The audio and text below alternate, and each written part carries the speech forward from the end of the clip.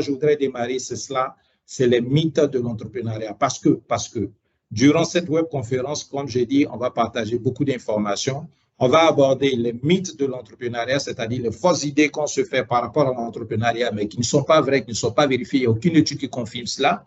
On va parler également de quoi? On va parler de l'approche, c'est-à-dire ceux qui réussissent en entrepreneuriat, quel est en définitive le secret, quel est le processus qu'ils adoptent, la démarche qu'ils suivent pour réussir en entrepreneuriat. On va voir ça et on va parler des 5 clés, ces 5 fondamentaux qui sont utiles, nécessaires pour pouvoir réussir en entrepreneuriat. Voilà.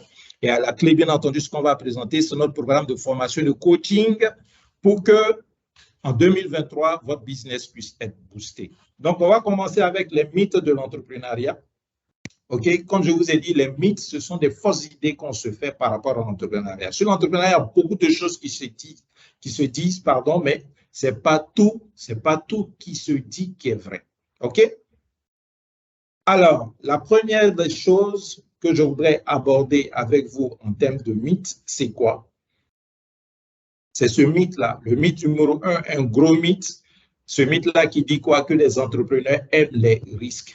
Certainement, parmi vous, il y a beaucoup qui ont toujours cru ça, que les entrepreneurs, ce sont des gens qui sont amoureux des risques, n'est-ce pas? S'il y en a parmi vous qui ont cru ça, merci de vous signaler dans le chat. Moi-même, je croyais ça avant. Donc, signalez dans le chat si vous avez été ou si vous êtes de ceux qui ont toujours cru qu'un entrepreneur, c'est quelqu'un qui aime les risques. Vous marquez simplement « moi ».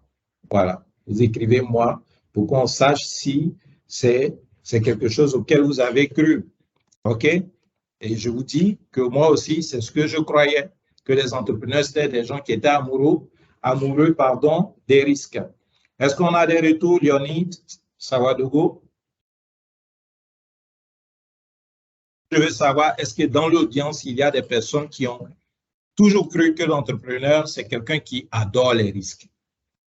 Oui, il y a Touré, il y a Kone, il y a Baslamatou, Yao, Maleka, Kwadjo, Touré, Léonide, aussi. Merci. Alors, rassurez-vous, ce n'est pas grave si vous avez cru ça. Moi aussi, j'ai cru ça à un moment donné, mais en réalité, ce n'est pas une information qui est vraie. Lorsqu'on dit que les entrepreneurs aiment les risques, en fait, on bloque la voie de l'entrepreneuriat à certaines personnes qui n'aiment pas les risques. Et en réalité, l'entrepreneur n'est pas quelqu'un qui adore les risques. Au contraire, l'entrepreneur, c'est quelqu'un qui contrôle le risque. L'entrepreneur, ce n'est pas un kamikaze. Ce n'est pas un kamikaze, c'est-à-dire ce n'est pas quelqu'un qui se lance dans une affaire pour juste prendre le risque, le plaisir de prendre un risque et puis perdre. L'entrepreneur est une personne ordinaire comme nous tous. On va d'ailleurs aborder ce mythe également.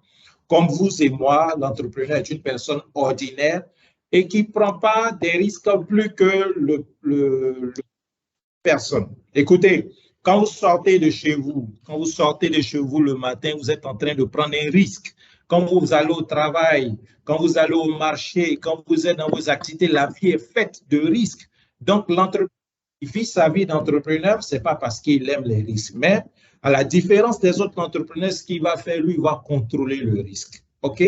En fait, qu'est-ce que l'entrepreneur fait? Et là, quand je dis l'entrepreneur comme ça, entendez bien entendu l'entrepreneur à succès, c'est-à-dire l'entrepreneur expert, l'entrepreneur qui réussit. Quand je dis les entrepreneurs font, je prends l'exemple des entrepreneurs qui réussissent. Donc, il faut bien noter ça. Donc, l'entrepreneur, qu'est-ce qu'il va faire pour contrôler le risque? Parce que l'aventure entrepreneuriale, entre griffes, est un risque. Parce que quoi? Parce que ça peut marcher comme ça peut ne pas marcher, n'est-ce pas? C'est pour ça qu'on parle de risque. Mais l'entrepreneur à succès, qu'est-ce qu'il va faire? Il va limiter ce risque-là. Et pour le limiter, qu'est-ce qu'il va faire? Il va d'abord identifier ce qu'il est prêt à perdre. Je vais m'engager dans un business, je vais m'engager dans une activité. Mais qu'est-ce que je suis prêt à perdre éventuellement si ça n'a pas marché? Donc, il identifie ça. Je vais mettre du temps dans cette activité, je vais mettre de l'argent, mais je suis prêt à perdre quelle quantité de temps, je suis prêt à perdre quelle quantité d'argent si ça n'a pas marché. Donc, ça, c'est déjà une première chose que l'entrepreneur fait pour contrôler le risque. Deuxième chose, qu'est-ce qu'il va faire? Il va avancer par étapes. Il va aller petit à petit, de manière contrôlée. Donc, pas à tout hasard. Il va étape par étape et il évolue comme ça. Et tout ça, c'est pour mitiger, pour réduire le risque. Et troisième chose qu'il va faire, il va partager le risque. Il ne va pas garder le risque à lui seul sur sa tête. Il va le partager. Il va intégrer d'autres personnes dans le business. Quand on dit partager, ça peut être des actionnaires, ça peut être du personnel, ça peut être des partenaires d'affaires en termes de fournisseurs ou de clients avec qui il va tisser des liens de partenariat. Mais tout ça, pourquoi? Pour réduire le risque. OK? Donc, retenez ça, mesdames et messieurs, mythe numéro 1. L'entrepreneur n'est pas les risques. Donc, si vous êtes une personne qui avait peur des risques, sachez que la porte de l'entrepreneuriat ne vous est pas fermée parce que vous n'avez pas besoin d'adorer les risques pour être entrepreneur.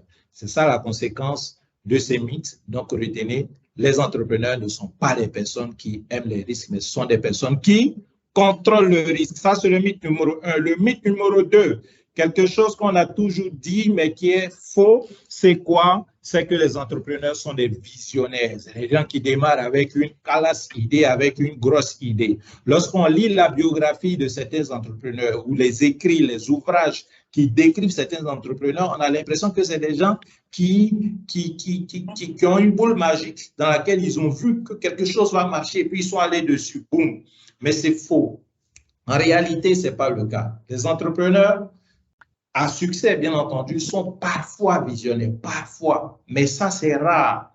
Mais en réalité, la vision des entrepreneurs se développe au fur et à mesure de leur action. Vous allez prendre toutes ces icônes dans l'entrepreneuriat, que ce soit Bill Gates, que ce soit Jeff Bezos, que ce soit le fondateur de Facebook, le fondateur d'Apple, toutes ces icônes-là ont démarré petitement. Et souvent, ils ont démarré sur des activités ou sur des niveaux d'entreprise ou des idées qui n'ont rien à voir à ce à quoi ressemble leur entreprise aujourd'hui. Vous comprenez?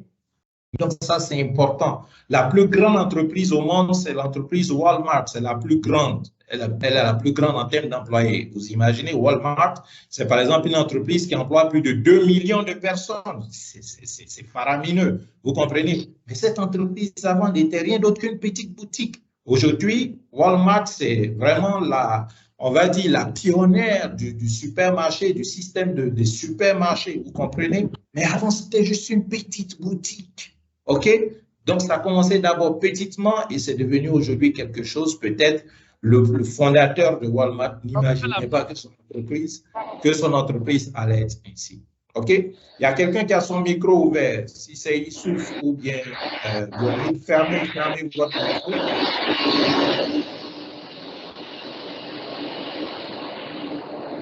ne sais pas qui c'est.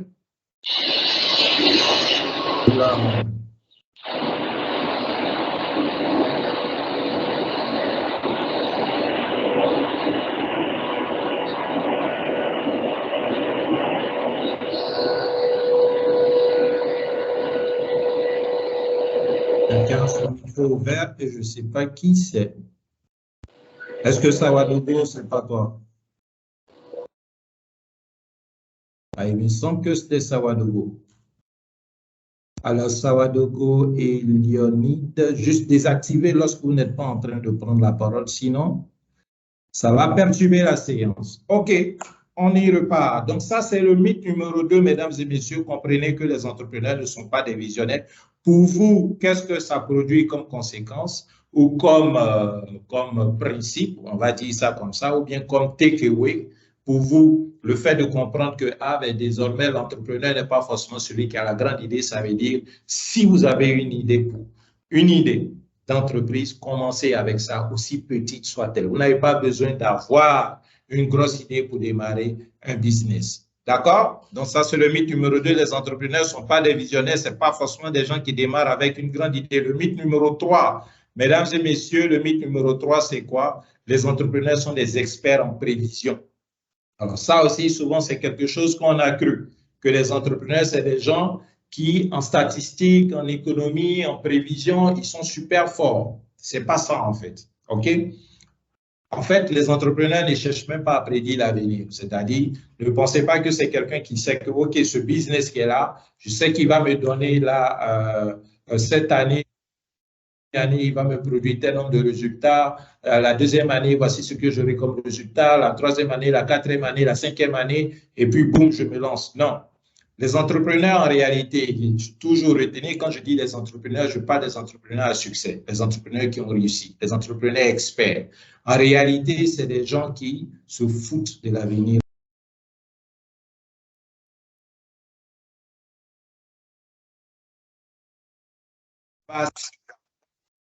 Construisent l'avenir, ils transforment leur environnement sans prédire où va forcément l'environnement.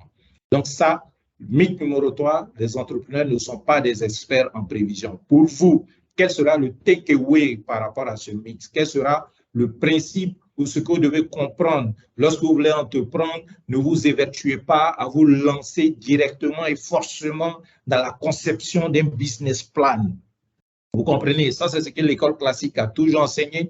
Moi-même, à un moment de ma carrière de conseiller d'entreprise, c'est quelque chose que j'enseignais, mais ce n'est pas la bonne méthode, ce n'est pas la bonne pratique. Pourquoi? Parce que les gens restent chez eux, ou bien ils sollicitent un cabinet, ou bien on voit un grand frère qui est bon en comptabilité, et on lui dit de nous faire un business plan, et il s'assoit, il va chercher sur le net quelques informations. Sur la base de ça, il fait des extrapolations, il vous sort un business plan avec un coût de projet, et sur la base de ce coût de projet, vous partez chercher des financements auprès. Non, mais non, ça ne fonctionne pas comme ça, l'entrepreneuriat. Et ça, ce n'est pas la méthode des entrepreneurs à succès. OK? On ne cherche pas forcément à prédire l'avenir, mais on part d'un principe de base tout de suite là. Quelle est mon idée? Et c'est cette idée, ces premières hypothèses-là qu'on va chercher à vérifier sur le terrain, en se lançant sur le terrain, en allant sur le terrain, en interagissant avec les personnes avec qui on peut collaborer, les potentiels clients, les potentiels fournisseurs, et on commence à construire quelque chose comme ça. Donc, retenez une chose, les entrepreneurs ne sont pas experts en prévision. Donc, la démarche pour vous, ce n'est pas de chercher à prédire l'avenir, mais plutôt d'aller sur le terrain et de passer à l'action. Le mythe numéro 4, les entrepreneurs réussissent seuls. Et ça aussi, ce n'est pas vrai. OK? Lorsqu'on lit toujours les écrits sur les entrepreneurs, on a l'impression qu'ils sont seuls, mais c'est faux. Toutes les icônes en entrepreneuriat que vous connaissez, que vous avez, sachez que par derrière, ils ont des équipes. Et souvent, il y a un background qui est très fort. Souvent, même celui-même qui fait le travail, qui est la clé du business, n'est pas celui qu'on met très souvent en avant. Vous voyez, souvent, c'est un peu comme un groupe musical. Hein. Je prends l'exemple de Magic System, vous avez Asalfo, mais derrière Asalfo, il y a toute une équipe. Et sans cette équipe, Magic System ne sera pas ce que Magic System est. Est-ce que vous comprenez? Donc, c'est comme ça fonctionne. Donc, l'entrepreneuriat, c'est un travail d'équipe. On peut démarrer seul, mais on reste seul. On ne reste pas seul longtemps. Très rapidement, on s'allie à d'autres personnes et on commence à créer un écosystème et puis on évolue. Donc, mythe numéro 4, les entrepreneurs réussissent seuls, c'est faux, les entrepreneurs ne réussissent pas seuls. Le mythe numéro 5, le dernier mythe que je vais vous partager, mesdames et messieurs, encore une fois, les mythes, ce sont des idées qu'on a toujours pensées vraies, mais qui sont fausses. Les entrepreneurs ne sont pas comme nous. Souvent, on pense que les entrepreneurs sont des superman ou bien des superwoman. Ce n'est pas le cas. Si vous regardez autour de vous, vous allez observer qu'il y a des gens qui ont réussi dans l'entrepreneuriat, des gens qui sont des références en matière d'entrepreneuriat, qui vivent bien. On sent que oui, c'est des hommes d'affaires qui se sont bien sortis avec l'activité entrepreneuriale. Et vous allez remarquer que quoi? Vous allez voir certaines personnes, ce sont des intellectuels. OK, ils ont réussi en entrepreneuriat. Vous allez voir d'autres qui ne sont pas intellectuels. C'est des gens qui ne sont même pas allés loin à l'école ou pas du tout. Ils ne sont pas du tout allés à l'école, mais ils ont réussi en entrepreneuriat. Vous allez voir, il y a des hommes, vous allez voir, il y a des femmes. Vous allez voir, il y a des personnes âgées, vous allez voir, il y a des personnes qui sont moins jeunes, enfin moins âgées, qui sont plutôt jeunes. Il y a des Noirs, il y a des Blancs, il y a des Chinois, etc. Donc, vous comprenez, les profils sont divers. Donc, ce qu'il faut comprendre, c'est qu'un entrepreneur est une personne ordinaire. Une personne ordinaire. On n'a pas besoin d'être superman pour être un entrepreneur. Donc, ne cherchez pas à être extraordinaire avant d'entreprendre.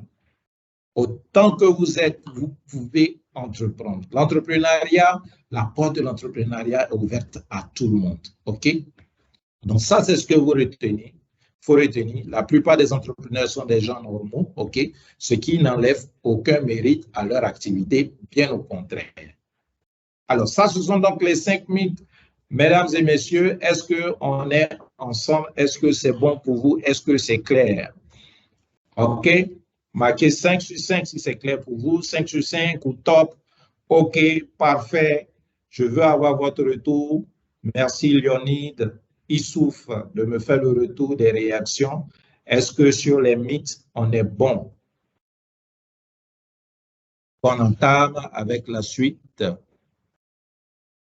Est-ce que oui, c'est OK, Sam top, partout est 5 sur 5, Issoufou M, oui, c'est bon.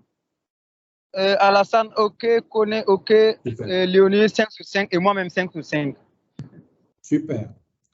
Alors, donc, si on est d'accord, si on est tous d'accord, il y a Malik qui demande si après on peut avoir le document. Il n'y a pas de souci, Malik, on va voir ça après.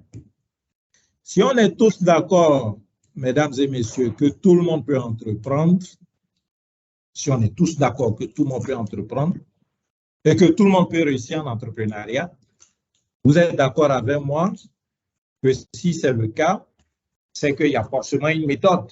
Il y a aussi Eladji qui répond « Ok, c'est parfait ». Il y a aussi Misso qui a répondu 5 sur 5 pour la suite. Merci. Merci Léonide. C'est qu'il y a forcément une méthode que tout le monde peut apprendre, n'est-ce pas? D'accord? Si tout le monde peut entreprendre, c'est qu'il y a une méthode que tout le monde peut apprendre. C'est que l'entrepreneuriat, on peut apprendre ça à quelqu'un. Donc là, c'est ce qu'on va voir, mesdames et messieurs, la démarche des entrepreneurs à succès.